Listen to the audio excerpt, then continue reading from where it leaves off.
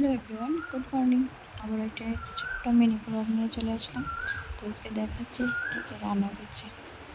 তো দেখো, আমি ভাত রান্না করে নিয়েছি আর এদিকে কারকল ভাজা করছি। তো কারকলটা অর্ধেক ভাজা হয়ে গেছে আর এদিকে দেখো কিছু নামিয়ে নিয়েছি। তো কারকলটা ভাজা করার পর আমি লতি বসিয়েছি, কচুর লতি। কচুর লতি রান্না করবো চিংড়ি মাছ দিয়ে। তো এদিকে দেখো চিংড়ি মাছ দিয়ে কিন্তু কচুর লতির টোপটাই হয়ে গেছে। তো দেখো লতিটা একদম একটু লতি ঝরঝরও হয়েছে দেখতে। আর এদিকে আমি রান্না করব ইলিশ মাছ সর্ষে দিয়ে সিদ্ধ করব। তো দেখো ইলিশ মাছটাকে একদম সর্ষে দিয়ে মেখে তো একটা বক্সের মধ্যে দিয়ে তারপর উপরে কিছু কাঁচা লঙ্কা আর তেল দিয়ে এভাবে কড়াইতে বসিয়ে দিয়েছি। তো এটাতে একটু জল লাগবে, তার একটু জল দিয়ে দিয়েছি। তারপর ভালো করে ঢাকা দিয়ে বসিয়ে দেবো।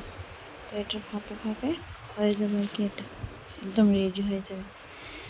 তো তোমাদেরকে দেখাবো রেডি হবার পর। তো এই দেখো একদম আর খুব সুন্দর কিন্তু সেন্ট, মানে একদম গন্ধ বেরিয়েছে, খুব সুন্দর একটা গন্ধ বেরিয়েছে। আর এদিকে দেখো ক্যাপসিকামের বড়া করছি, বড় বড় মরিচগুলো আছে না, এই যে ক্যাপসিকামের বড়া করছি।